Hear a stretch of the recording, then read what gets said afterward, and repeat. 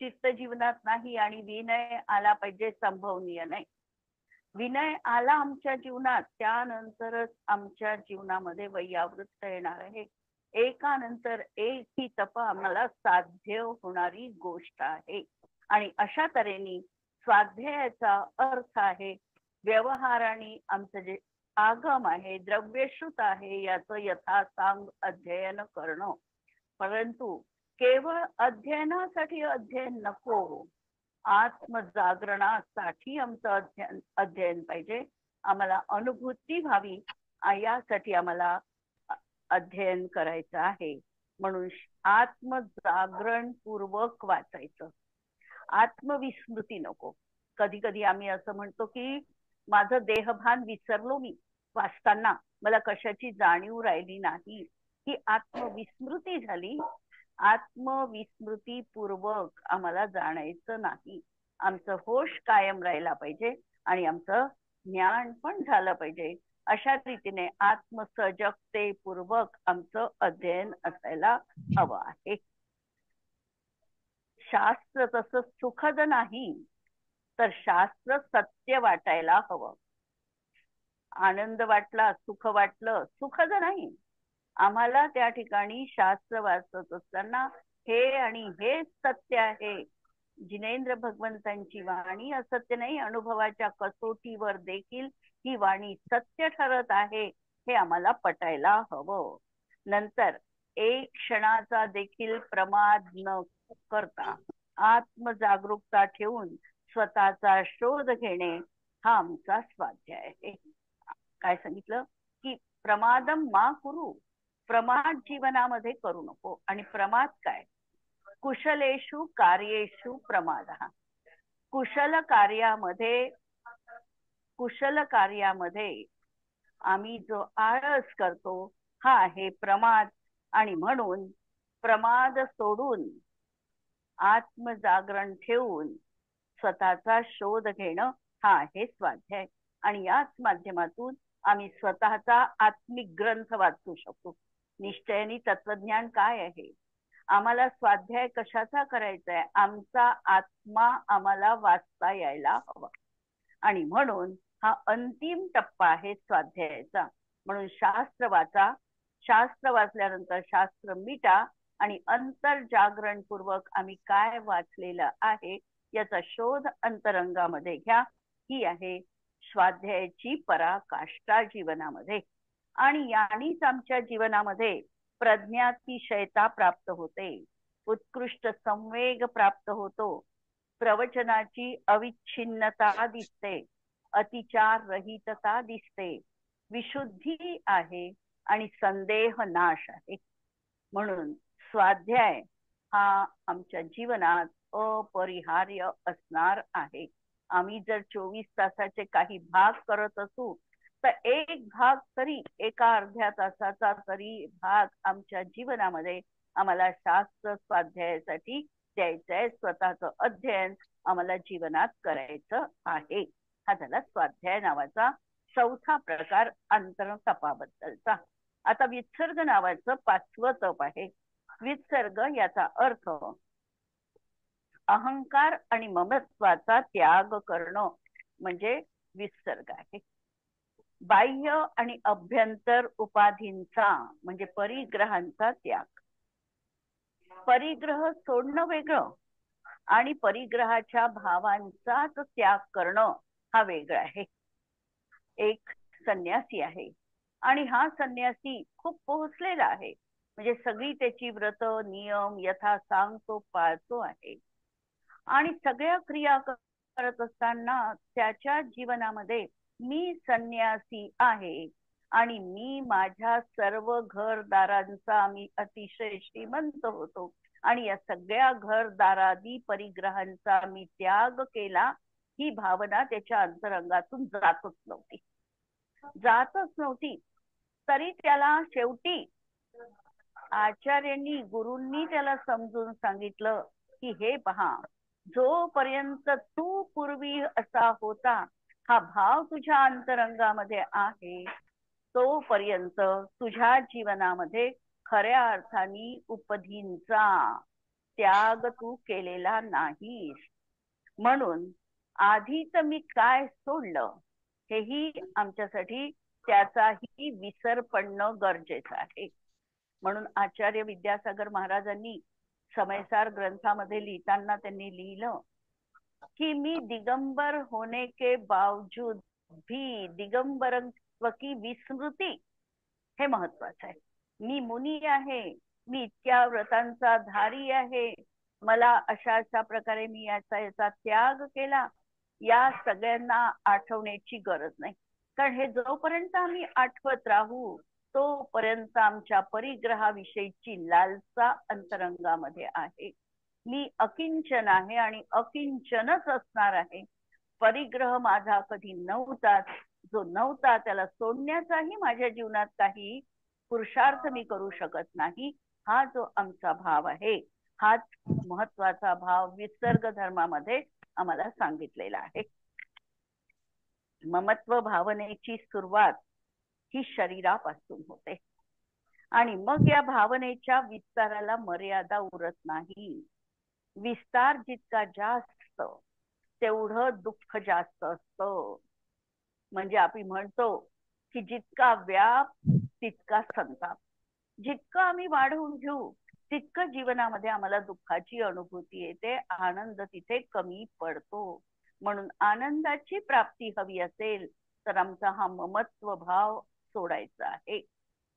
ज्ञानात, म्हणून मी ज्ञानामध्ये जेवढा वेळ आहे तेवढाच वेळ मी खऱ्या अर्थाने अहंकार ममकार रहित आहे.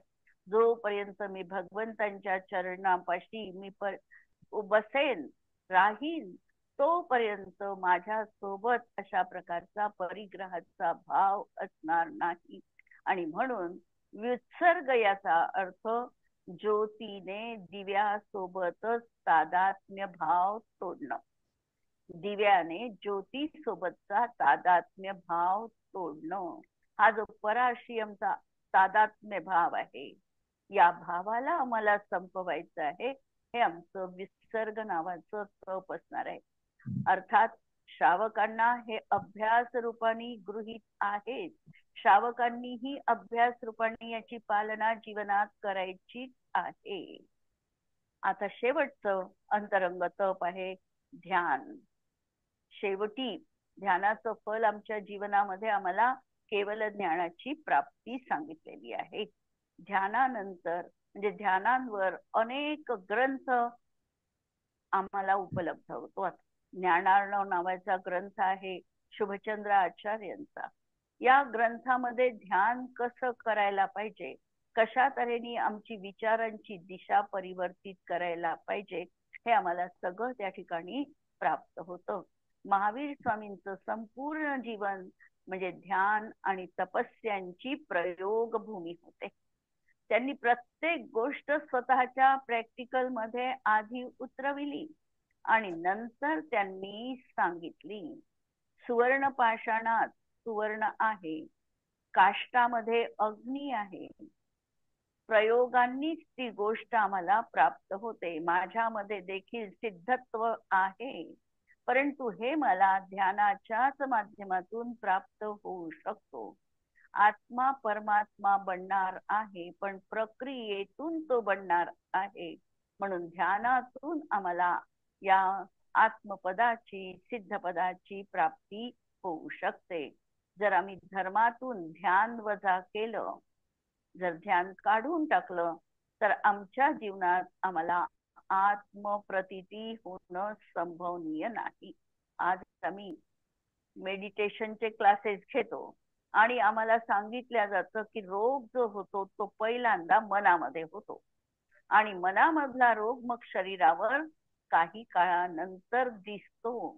म्हणजे पहिल्यांदा तर आमचं मन इतकं निर्मळ शुद्ध असलं पाहिजे की या मनामध्ये रोगच नसला पाहिजे. आणि म्हणून रोगविरहित अवस्था जर आम्हाला करायची असेल तर आम्हाला ध्यान करणं गरजेचं आहे. जितकं आमचं मन कलुषित राहील, जितकं आमचं मन संक्लेशित राहील, जितकं आंदोलित राहील, तितकं मनामध्ये रोगांचं ते माहेरघर बनतं. आणि म्हणून ध्यानाच्या माध्यमातून या सगळ्या कचरांचा निचरा करायला सांगितलेला आहे. शरीर, वाणी आणि मन यांची एकत्र प्रवृत्ती आणि निष्प्रकंप अशी दशा म्हणजे ध्यान आहे. तत्वार्थ सूत्रामध्ये ध्यानाची व्याख्या आचार्य उमास्वामी आचार्यांनी दिलेली आहे. कोणती दिलेली आहे? कोण सांगेल? एकाग्रचित्ता.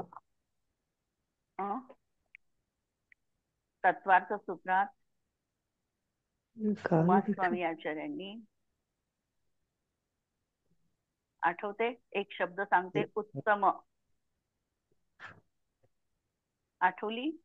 संवनन एकाग्रचित्ता. उत्तम संवनन सैकाग्र चिंता निरोधो ध्यान अंतर्मुखता है ना. 9व्या अध्यायामध्ये ध्यानाची व्याख्या आम्हाला पाहायला मिळते की उत्तम संवननस्य, पहिल्यांदा तर सांगितलं ध्यान करायचं असेल तर तुमचं संवनन चांगलं पाहिजे. संवनन चांगलं पाहिजे म्हणजे तुमची सहनशीलता पाहिजे. एका आसनात बसणं यासाठी आमची विल पॉवर पाहिजे. आम्हाला तसं मला बसायचंच आहे हा आमचा संकल्प पाहिजे तर आम्ही बसू शकतो. आज तुम्ही म्हणाल की उत्तम संवनन नाही आमच्याजवळ. संवनन किती आहे एकूण? 6. कोणते? 6 आहे. बरोबर. वज्र ऋषभ. बरोबर आहे. पहिलं वज्र नाराचं. पहिलं आहे वज्र. पहिलं आहे वज्र ऋषभ नाराचं. दुसरं आहे वज्र नाराचं. तिसरं आहे नाराचं.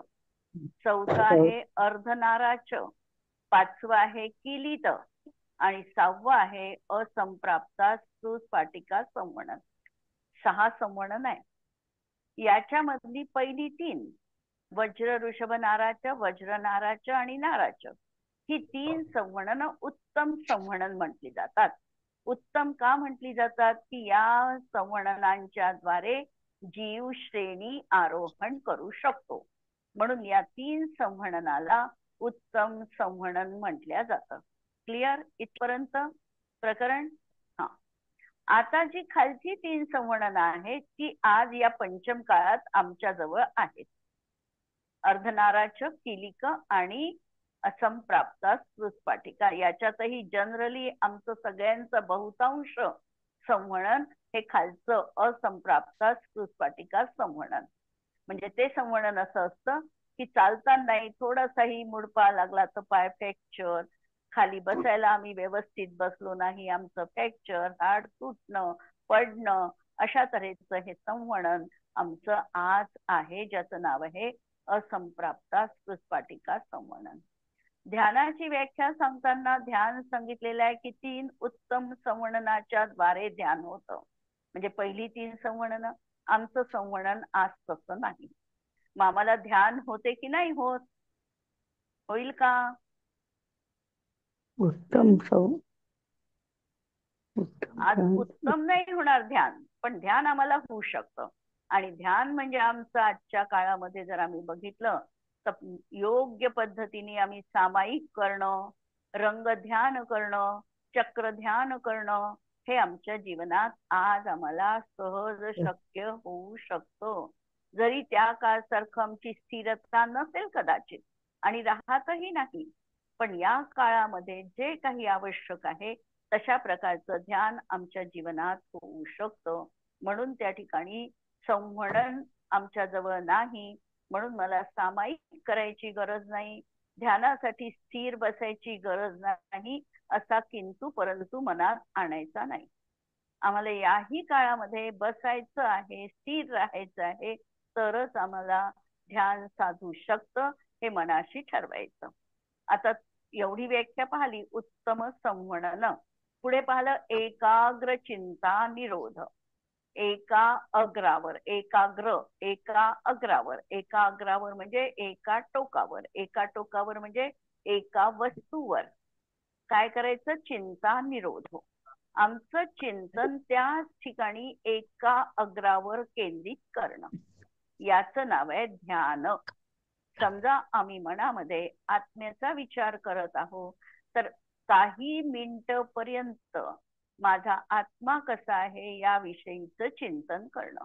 मी आत्मा आहे, मी त्या अमूर्तिक आहे, माझ्या ज्ञान दर्शन चेतना आहे, मी शरीर रहित आहे, मी कर्म रहित आहे, मी शुद्ध रूपाचा आहे. अशा तऱ्हेने आमचं हे चिंतन जे सुरू झालेलं आहे, हे आहे एका अग्रावर चिंतन करणं. तर असं हे चिंतन जेव्हा केलं, यालाच ध्यान असं म्हटल्या जातं. म्हणून उत्तम संवणन सैकाग्र चिंता निरोधो ध्यानम. आणि हे ध्यान किती वेळ शक्य आहे, तर अंतर्मुहूर्तात, अंतर्मुहूर्त पर्यंत हे ध्यान होऊ शकतं. कारण आमचं ज्ञान, ध्यान आणि ज्ञान, आमचं ज्ञान हे क्षयोपक्षमिक आहे. लक्षात येतात आहे काय सांगते मी? आमचं ज्ञान जे आहे हे क्षयोपक्षमिक आहे. याचा अर्थ काय? एक मिनिट, मी माझं बंद करून परत सुरू करते.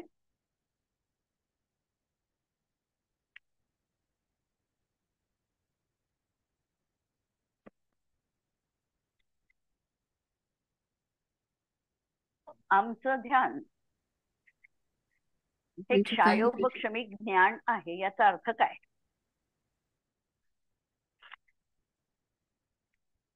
कोण सांगेल? नाव घेऊन विचारू?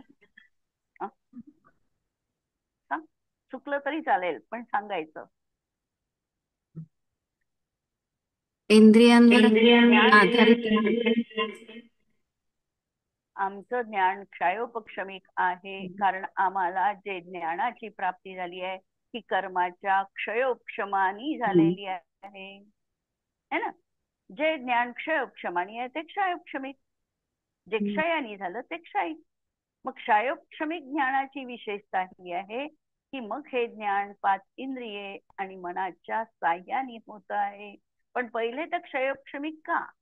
तर क्षयोपक्षमानी झालं, कर्माच्या क्षयोपक्षम असताना ज्ञान आहे, म्हणून ते क्षयोपक्षमिक आहे. आणि क्षयोपक्षमिक ज्ञानाचं वैशिष्ट्य हे आहे की हे अंतर्मुहूर्तापेक्षा जास्त काळ एका अग्रावर टिकू शकत नाही. कितीही आम्ही म्हटलं की मी अर्धा घंटा अगदी एकाग्रतेने एखादं पुस्तक वाचत होती, मला देहभान मी विसरली होती, तरीही अंतर्मुहूर्तात आमची ज्ञानाची कक्षा बदललेली आहे. ते ध्यान आमच्या जीवनात राहिलेलं नाही, बदल झालेला आहे. कदाचित तो आम्हाला जाणवेल, जाणवणार नाही.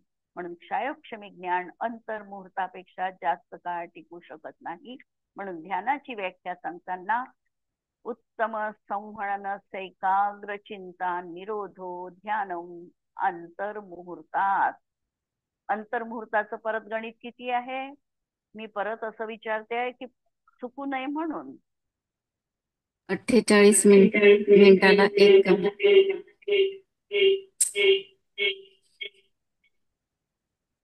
48 मिनिटाला एक समय कमी. हा मोठा अंतर्मुहूर्त झाला. छोटा अंतर्मुहूर्त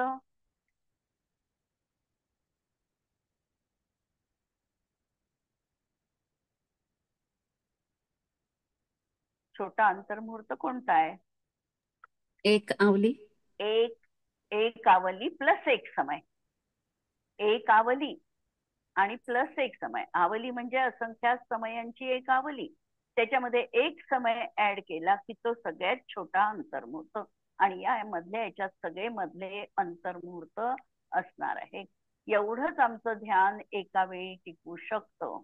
आता या याच्यामध्ये ध्यानाचे प्रकार सांगताना आमच्या जीवनामध्ये आर्त रौद्र हे ध्यान आहेतच. मिथ्या दृष्टीच्या जीवनात ही दोनच ध्यान असतात, आर्त ध्यान आणि रौद्र ध्यान. जेव्हा सम्यक दर्शनाची प्राप्ती होते तेव्हा धर्मध्यानाची सुरुवात होते आणि 4 ते 7 गुणस्थांपर्यंत धर्मध्यान म्हटल्या जातं.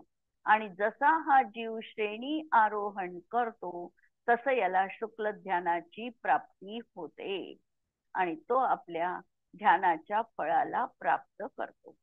क्लिअर? थोडक्यात सांगितलं. आता आमचं किंवा सामान्य जीवनामध्ये जे असंज्ञी जीवांपर्यंत ध्यान असणार आहे. ध्यान प्रत्येकालाच आहे. हे ध्यान जे असणार आहे हे आर्त आणि रौद्र ध्यान असणार आहे.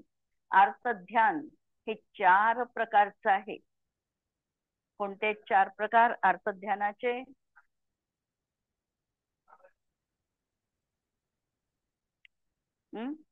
ज्यांचं आता 24 स्थानावर असतील त्यांना अर्थात झालेले प्रकरण आहे आर्त ध्यान. आर्त ध्यानाची व्याख्या आहे की जे ध्यान चिंता, दुःख, अशांती आदींनी सहित आहे. आर्त, आर्त म्हणजे दुःख, पीडा यांनी जे सहित ध्यान आहे ते आर्त ध्यान म्हटल्या जातं. आर्त ध्यानाचे 4 भेद आहे. इष्टवियोग, अनिष्ट संयोग, पीडा चिंतन आणि निदान. इष्टवियोग जन्य आर्त ध्यान. प्रिय वस्तूचा वियोग झाल्यानंतर त्याच्या प्राप्तीची सतत इच्छा करणे हे इष्टवियोगजन्य आर्त ध्यान आहे. एखादी प्रिय वस्तू होती, आपल्याला व्यक्ती होती आणि हिचा वियोग झाला तर त्याची प्राप्ती मला परत कधी होईल अशा प्रकारचा सतत अंतरंगामधला भाव असणं याचं नाव आहे आर्त ध्यान. इष्टवियोगज आर्त ध्यान. अनिष्ट संयोगज, अप्रिय वस्तूचा संयोग झाला असताना तो दूर करण्यासाठी सतत चिंता करणे हे अनिष्ट संयोगज आर्त ध्यान आहे. तिसरा आहे पीडा चिंतन. शारीरिक किंवा मानसिक कोणतीही पीडा झाली असताना ती पीडा दूर करण्याची सतत चिंता करणे याचं नाव आहे पीडा निदानजन्य आर्त ध्यान. आणि चौथा आहे निदान बंधजन्य आर्त ध्यान, की आगामी भोगाच्या प्राप्तीच्या विषयी चिंता करणं याचं नाव आहे निदानजन्य आर्त ध्यान. ठीक आहे. आर्त ध्यानाबद्दल निदानजन्य आर्त ध्यान असं आहे की एखादी व्यक्ती तपश्चर्या करत आहे, मुनी आहे आणि मुनी असताना इतक्या उत्कृष्टतेने ते आपल्या आत्मपरिणामामध्ये तल्लीन आहे की यदा कदाचित त्या भवात देखील ते मोक्ष प्राप्त करून घेऊ शकले असते. पण तपश्चर्येमध्ये लीन असताना एकदम त्यांचं लक्ष समोर येणाऱ्या एखाद्या नारायण किंवा प्रतिनारायणाच्या सवारीकडे जाते. त्यांचं अगदी पूर्ण मिरवणूक येत असते आणि तिकडे यांचं लक्ष जातं मुनींचं आणि त्यांचं लक्ष आत्म्यावरून विचलित होतं आणि ते त्या ठिकाणी निदान बंद करतात की मला देखील या तपश्चर्येचं फळ जीवनात काही मिळायचं असेल तर अशा प्रकारच्या नारायण पदाची प्राप्ती होऊ दे. त्यांची पुण्याची प्रबलता असते कारण पुण्य जास्त आहे आणि मागितलं कमी आहे. त्यामुळे त्यांना त्या निदानाने होणारा बंध तिथे होतो आणि ते ज्या भवात मोक्षाला गेले असतात त्यांचे भव वाढतात. त्या ठिकाणी ते च्युत होऊन देव पर्यायीत जातात. देव पर्यायीतून चतुर्थ कालात जन्म घेऊन नारायण पदाची प्राप्ती त्यांना होते. नारायण झाल्यानंतर नियमाने नारायण नरकामध्ये जातात. नरकात ते जातील आणि तिथून निघून मग मनुष्य बनून मोक्षाला जातात. म्हणजे एक भव त्यांचा एका भवात त्यांना मोक्ष प्राप्त झाला असता त्यासाठी त्यांना परत एवढं फिरून नारायण पद भोगून अशा प्रकारे मोक्षाची ते प्राप्ती करतात. तर हे निदान बंधासाठी आमच्या आगमामध्ये आम्हाला उदाहरण मिळतं. दुसरं ध्यान आहे रौद्र ध्यान. रौद्र म्हणजे क्रूर, रुद्र, ज्याचा मनोभाव अत्यंत क्रूर आहे अशा तीव्र पापजनित जे ध्यान आहे ते रौद्र ध्यान आहे. किंवा हिंसा, खोटं बोलणं, चोरी करणं, परिग्रह, संचय यांचं चिंतन करणं आणि यातच आनंद मानणं हे रौद्र ध्यान आहे. या रौद्र ध्यानामध्ये शारीरिक कंपन आम्हाला दिसतं, चेहरा विकृत होतो, भवया ताणल्या जातात. अशा प्रकारे हे बाह्य चिन्ह त्या ठिकाणी प्रगट होत रुद्र ध्यानामध्ये. रौद्र ध्यानाचे 4 भेद आहे: हिंसानंद, चौर्यानंद, मृषानंद आणि परिग्रहानंद. हिंसानंद, हिंसा करणं अलग गोष्ट झाली आणि हिंसेमध्ये आनंद घेणं ही अलग गोष्ट झाली. म्हणून हिंसा करण्यात आनंद मानणं, एखाद्याला त्रास दिला, एखाद्याची खूप आपण ताडना केली आणि त्याचा आनंद जीवनात घेणं, हा आहे हिंसानंद रौद्र ध्यान. तसंच खोटे बोलण्यामध्ये आनंद मानणं हे मृषानंद. मृषा म्हणजे खोट आणि हे मृषानंद रौद्र ध्यान आहे. चोरी करण्यामध्ये आनंद मानणं हा चौर्यानंद रौद्र ध्यान आहे. आणि परिग्रह संग्रह करण्यात आनंद मानणं याला परिग्रहानंद रौद्र ध्यान म्हटले जाते.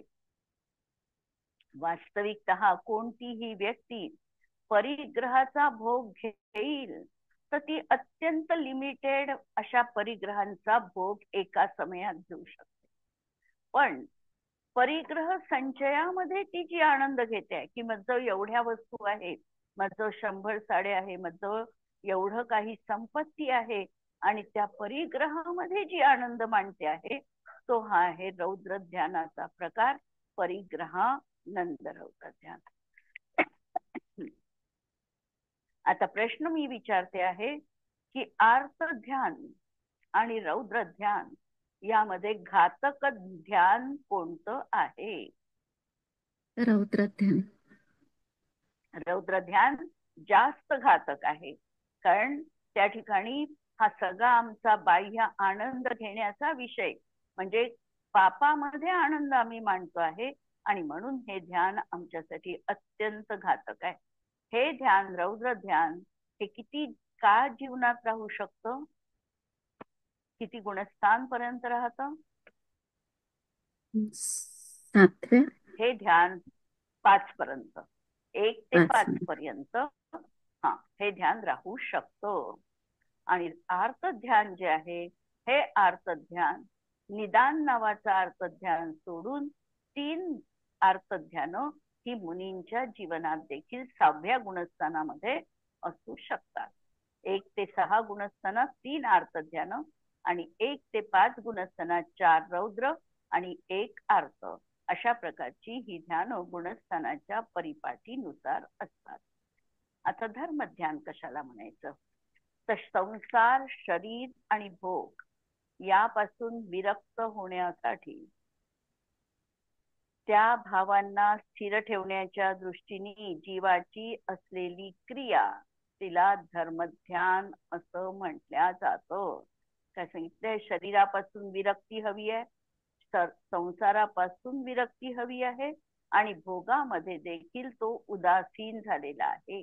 असं असताना जीवनामध्ये जी त्याची काही समतोल वृत्ती राहणार आहे ते म्हणजे धर्मध्यान असणार आहे. धर्मध्यान देखील 4 प्रकारचं आहे: आज्ञा विचय, अपाय विचय, विपाक विचय आणि संस्थान विचय. विचय याचा अर्थ आहे विवेकपूर्ण विचार करणं, याला म्हणायचं विचय. आता पहिलं आज्ञा विचय धर्मध्यान. जिनेंद्र भगवंतांची आज्ञा ग्राह्य मानून 7 तत्व, 6 द्रव्य, 9 पदार्थ आदींचं चिंतन मनन करणं हे आज्ञा विचय धर्मध्यान आहे. आज आमच्या जीवनामध्ये उपदेश देणाऱ्यांचा अभाव आहे. बुद्धी आमची भेदबुद्धी झालेली आहे. आमचं जाणणं हे क्षयोक्षमाच्या अधीन आहे, म्हणजे तिथे कर्माचा उदय पण असणार आहे. म्हणून ज्ञानामध्ये आमच्या विपरीतता किंवा कमतरता असू शकते. आणि पदार्थ तर अत्यंत सूक्ष्म आहे. तत्व समर्थनासाठी दृष्टांत किंवा हेतूचा अभाव आहे.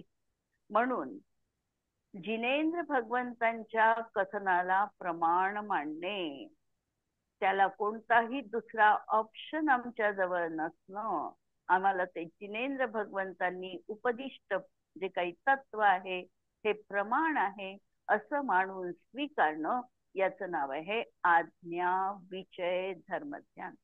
कारण जिनेंद्र भगवंतांची तत्व अत्यंत सूक्ष्म आहे, रहस्यमयी आहे. सामान्य बुद्धिधारक जीव याला समजू शकत नाही आणि काही गोष्टी आम्हाला त्या ठिकाणी आकलित देखील होत नाही. अशा वेळी जिनेंद्र भगवंतांचं वचन आम्हाला प्रमाण आहे हे मानणं. पुढचं प्रकरण आपण नंतर घेऊ.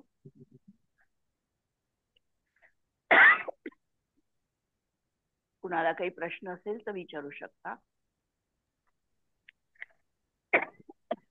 ध्यान हे अंतरंग तपामध्ये येते मुनींच्या, तर मग त्याचे आर्त आणि रौद्र भेद कसे असू शकतात? म्हणजे बाकीचे जे तप आहे ते तप मुनींच्या तपात ध्यान आहे आणि ध्यान परे मोक्ष हेतू, नंतरची 2 ध्यान ही मोक्षाचा हेतू सांगितलेला आहे. त्यांच्या जीवनात अर्थध्यान राहील 6व्या गुणस्थानापर्यंत, निदान सोडून. कारण त्यांनाही काही इष्ट संयोग अनिष्ट संयोग हे झाला तर दुःख होईल, किंवा शारीरिक काही व्याधी झाला तर त्यांनाही पीडा होईल. पण पहिल्या गुणस्थानामध्ये जसं अर्थध्यान आहे तशी तीव्रता 6व्या गुणस्थानातल्या अर्थध्यानात नाही. आणि परिणामांची जाती खूप बिघडू शकते, त्यामुळे कधी त्यांचं गुणस्थान खाली येईल हेही सांगता येत नाही. आणि जी ही तप सांगितलेली आहे, ही तप जी सांगितलेली त्याच्यामध्ये जे ध्यान सांगितलेलं आहे, तर मुनींच्या जीवनात ध्यान राहणार आहे प्रामुख्याने धर्मध्यान आणि शुक्लध्यान. हे विस्ताराने सांगायचं म्हणून मी एवढं 16 प्रकारच्या ध्यानांना स्पर्श केला. त्यांना धर्मध्यान फॉलो करायचं आहे. ध्यानाचे प्रकार 4 आहे, पण धर्मध्यान त्यांना फॉलो करायचं आहे. हा, त्यांना धर्मध्यानच आहे. जर सम्यक्त्व असेल त्यांचं तर त्यांचं धर्मध्यानच आहे. पण मधाय कदाचित एखाद्या वेळेला कर्माच्या तीव्र उद्रेकामुळे त्यांना अर्थध्यान होऊ शकतं. रौद्र ध्यान श्रावक अवस्थेत असू शकतं, मुनी अवस्थेत असू शकत नाही. जसं दीपायन मुनींना त्या ठिकाणी परिणाम झाला तर त्यांचं गुणस्थान खाली आलं. त्यांचं 7वं गुणस्थानात होते, म्हणजे ते पहिल्यांदा तीव्र कषायाचा आवेग आला, आवेग आल्याबरोबर गुणस्थान 6वं झालं, 6व्यामधून 5व्यात आले, 5व्यातून 4थ्यात आले, 4थ्यापर्यंत ते खाली आले. आणि त्यांना पहिल्यांदा द्विपायन मुनींना अनुत्तर विमानातील देवांचा बंध झालेला होता. लक्षात घ्या, तप करत असताना एवढं उत्कृष्ट तप त्यांचं आहे की त्यांना तैजस वृद्धीची प्राप्ती झालेली आहे. आणि वृद्धी प्राप्त होते ती 7व्या गुणस्थानातच प्राप्त होते. त्यामुळे ते 7व्या गुणस्थानापर्यंत गेले. तिथे त्यांनी आयु बांधली 6व्या गुणस्थानाच्या सन्मुख, ती बांधली अनुत्तर विमानांची, म्हणजे एक भवावतारी देवांची आयु बांधली. परंतु पुढे गुणस्थान घसरलं, गुणस्थान घसरून ते खाली 4थ्यापर्यंत आले. आणि देवायु तर बदलली नाही, पण अनुत्तर विमानाची आयु घटून ते अग्निकुमार जातीचे त्या ठिकाणी भवनवासी देव झाले. अशी परिणामांमध्ये चढ उतार होऊ शकतो. ठीक आहे. अजून काही प्रश्न?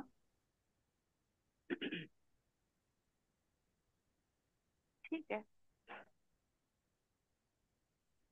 जिनवाणी के ज्ञान दे तुझे लोकालो, सो जिनवाणी मस्तक नमो सदा देत हो.